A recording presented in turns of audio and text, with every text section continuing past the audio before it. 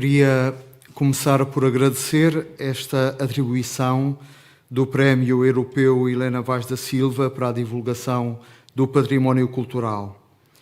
Dirijo em especial uma expressão do meu reconhecimento ao júri internacional e às instituições que se associam para a concessão deste galardão. E uma palavra à Fundação Gulbenkian, que nos acolhe e se encontra aqui representada pela sua presidente, a doutora Isabel Mota. Manifesto o meu vivo sentimento de gratidão às outras personalidades que intervieram nesta sessão, em presença e à distância, a começar pelo Presidente da Assembleia, pelo Secretário-Geral das Nações Unidas, o Sr. Presidente da República Portuguesa, que falará no fim, a Sra. Ministra da Cultura, a Sra. Presidente do Centro Nacional de Cultura, a Sra. Secretária-Geral da Europa Nostra e o Sr. Presidente do Clube Português de Imprensa. E saúdo todos aquelas e aqueles que tiveram a bondade de honrar esta sessão com a sua presença ou que a acompanham por streaming. A todos, muito obrigado. O facto de este prémio ter o nome de Helena Vaz da Silva constitui para mim um motivo de alegria e certamente uma responsabilidade acrescida. Praticamente conheci Helena Vaz da Silva apenas por entreposta pessoa, mas não por um testemunha qualquer. De facto, a amizade que ao longo de preciosos anos mantive com Alberto Vaz da Silva, seu marido, foram uma forma de me avizinhar da pessoa e do legado de Helena Vaz da Silva, olhando-a através da mais poderosa das lentes, que é aquela do amor. Antes de começar o discurso que tenho preparado, gostaria de responder à pergunta oportuníssima que o Sr. Secretário-Geral das Nações Unidas, o engenheiro Guterres, me colocou sobre a relação entre a amizade social, este termo cunhado pelo Papa Francisco na recente encíclica Fratelli Tutti, e a cultura. Da minha própria experiência, e isso queria neste lugar testemunhar, a presença, a inscrição no mundo da cultura e aquilo que a cultura nos dá, vê-se e exprime-se de uma forma muito transparente na dinâmica da amizade.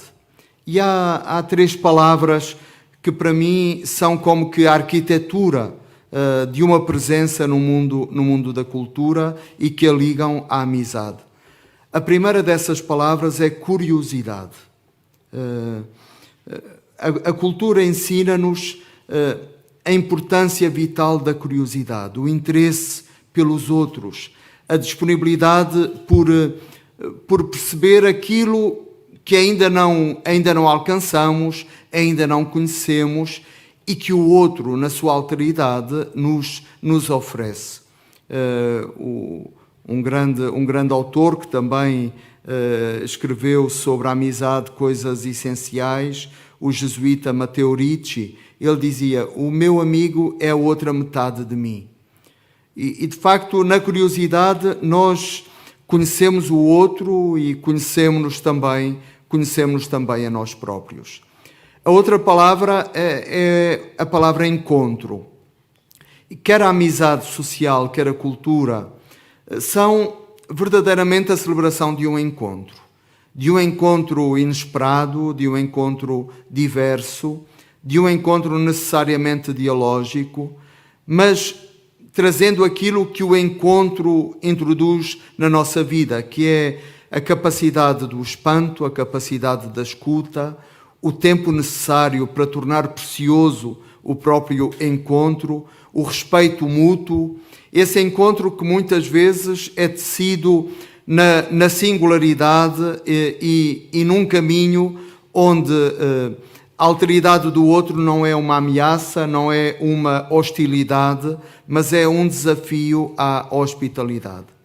E por fim a palavra futuro. Na amizade social e na cultura nós percebemos que há um futuro para cada um de nós que é indissociável da relação com o outro. Isso que o Papa Francisco tantas vezes refere quando diz: estamos todos no mesmo barco, estamos a viver a mesma situação, e esta consciência profunda é alguma coisa que na amizade civil, na amizade social, na amizade cultural, nós fazemos como a experiência que mais nos enriquece.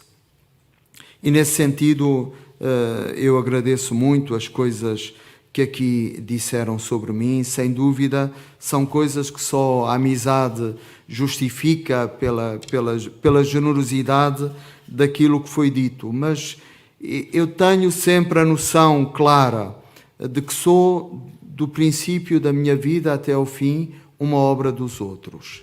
E que, de facto, sem esse encontro com a alteridade, eu não seria, eu não pensaria, eu não escreveria.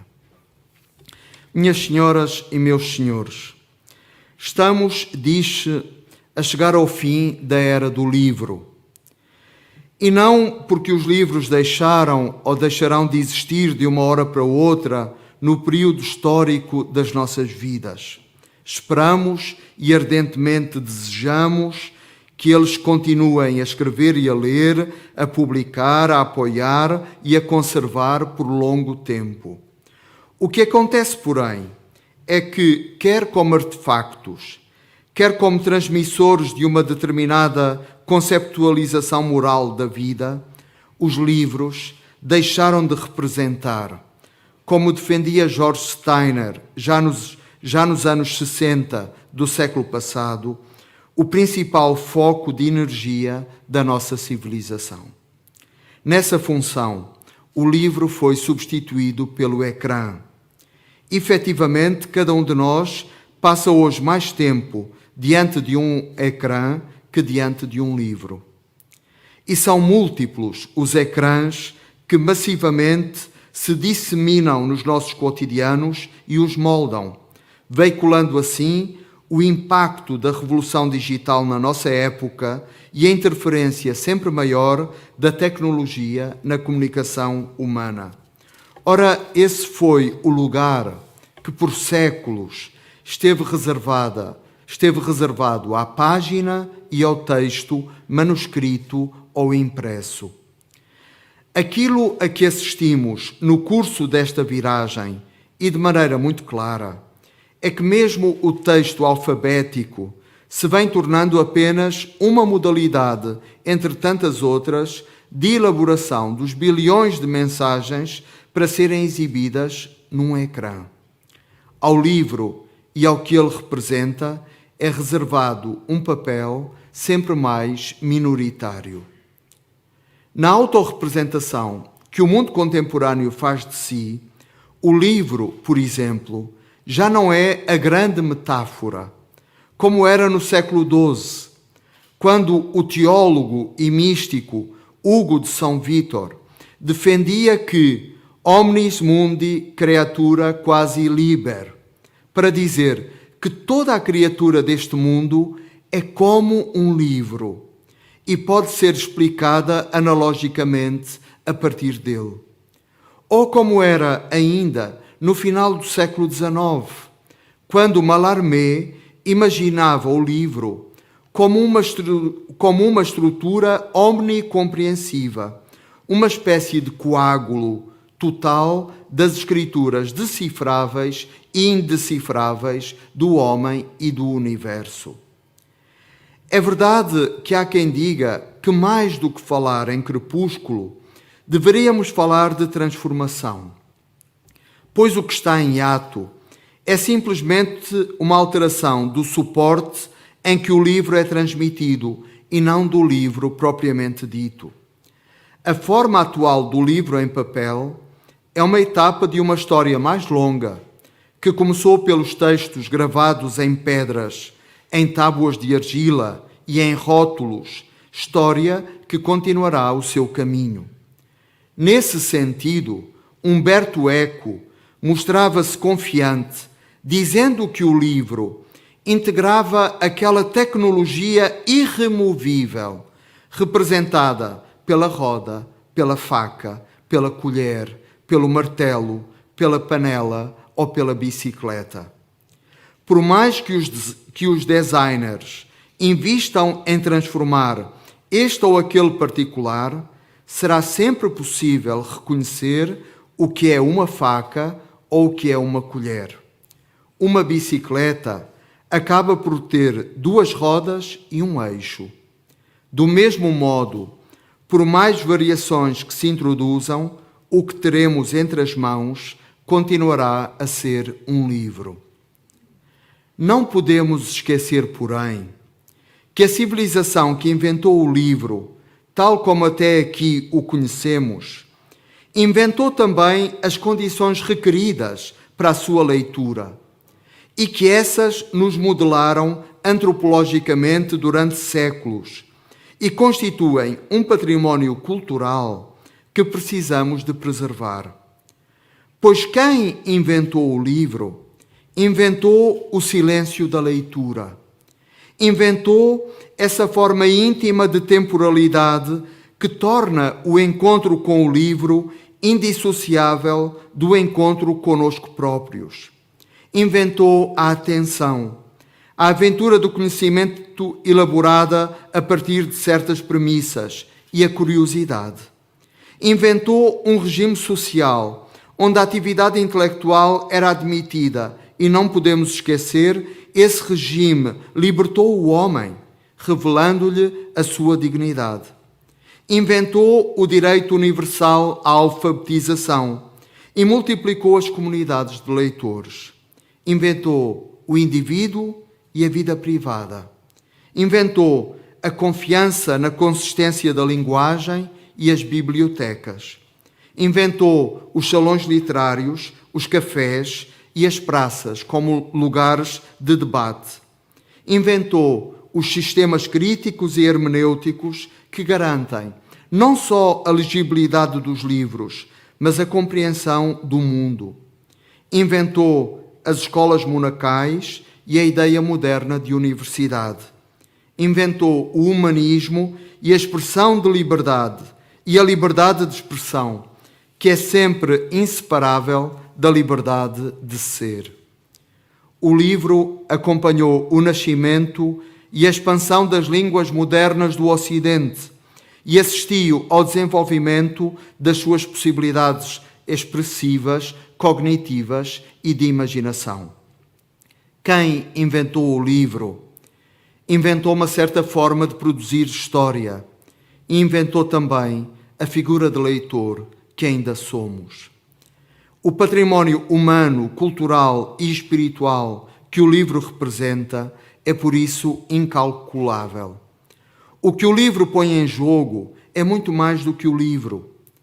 Não nos podemos desfazer dele como se fosse um arcaico vestígio destinado a ser progressivamente desativado. Escreveu Mário Vargas Llosa: quando penso no imenso prazer que me ofereceram as bibliotecas e o bem que foi trabalhar em todas elas, estimulado por esses milhares de livros em que está depositado o conhecimento e a fantasia literária de tantos séculos, penso com tristeza que talvez a minha seja a última geração a fazer uma experiência semelhante, se, como não é impossível já pensar, as novas gerações de escritores trabalharem rodeadas de ecrãs em vez de estantes e a matéria dos livros não for o papel, mas o cristal líquido dos computadores. Nesta hora de transição civilizacional, temos-nos de perguntar o que podemos fazer como sociedades para valorizar este extraordinário património e para que o livro continue a inspirar-nos na tarefa da construção da nossa humanidade. Os livros não nos tornam só leitores, tornam-nos também cidadãos. A história da Europa é inseparável dos livros que constituíram o seu modo de criar cultura, ciência, espiritualidade e pensamento até aos nossos dias. Não podemos abordar a identidade europeia e os seus valores matriciais sem conectar com o mundo dos livros, que a ajudaram em cada tempo a superar o monolitismo ideológico, a estreiteza de horizontes ou a inconsistência e os limites da visão. A dimensão mais extraordinária do projeto europeu não nasceu como uma conquista bélica, uma contaminação económica ou meramente política. Os livros fizeram a Europa. De Homero a Virgílio, a Catão ou a Petrarca, dos tratados de Aristóteles às cartas de Paulo, das comédias de Terêncio às confissões de Agostinho, das fantasias de Lucrécio à Suma de São Tomás, dos trovadores medievais a Dante ou a Camões, dos panfletos de Voltaire a Marx, de Hegel a Freud, de Dostoiévski a Joyce, de Simone Weil a Maria Zambrano. Em momentos especialmente duros da história europeia, aconteceram algumas das mais belas declarações de amor aos livros, e aqui queria recordar algumas delas. Recordo o escritor Thomas Mann, que, partindo como exilado para os Estados Unidos, quis ler e comentar, durante a longa travessia oceânica, o Dom Quixote de Cervantes. Recordo a judia holandesa Etty Hillesum, que na pequena mochila com que entrou no campo de concentração, escolheu levar não objetos, mas 2 livros, a Bíblia e o volume de poemas de Rainer Maria Rilke. Ou a história do escritor polaco Józef Ksapsi, prisioneiro em 1940 e 1941, num gulag a 400 quilómetros a norte de Moscovo. No final de cada dia de trabalhos forçados, suportando temperaturas siberianas, um punhado de prisioneiros sentava-se, formando uma roda, para ouvir este seu companheiro numa série de conferências sobre Proust. A última vez que ele tivera a obra de Proust nas mãos fora antes de 1939 e pensava que nunca mais voltaria a ver um livro. Por isso, as suas palestras siberianas baseavam-se num trabalho de recuperação de memória daquele colossal universo romanesco. E escreve o autor, naqueles momentos, pensava com emoção em Proust, que no seu quarto sobreaquecido e atapetado a açúcar, ficaria espantado e porventura comovido se lhe tivessem dito que 20 anos depois da sua morte, uma esquadra de prisioneiros polacos, após uma inteira jornada de trabalho na neve, num frio que frequentemente chegava aos 40 graus abaixo de zero, escutava com o máximo interesse a história da Duquesa de Guermantes. Uma última história. O teólogo Romano Guardini conta que numa das grandes batalhas da última guerra, um destacamento encontrou-se, a dada altura, numa situação desesperada. O capelão militar estava presente e, sentindo que nada de mais aceitável tinha para dizer naquela hora, retirou do seu bolso o volume do Novo Testamento e deu uma folha a cada um dos soldados. Protejamos o património cultural que os livros representam. Eles são mapas para decifrar de onde viemos, mas são também telescópios e sondas apontados ao futuro. Muito obrigado. É chegado o momento de entregar o Prémio Europeu Helena Vaz da Silva para a divulgação do Património Cultural 2020 ao vencedor deste ano, José Tolentino Mendonça.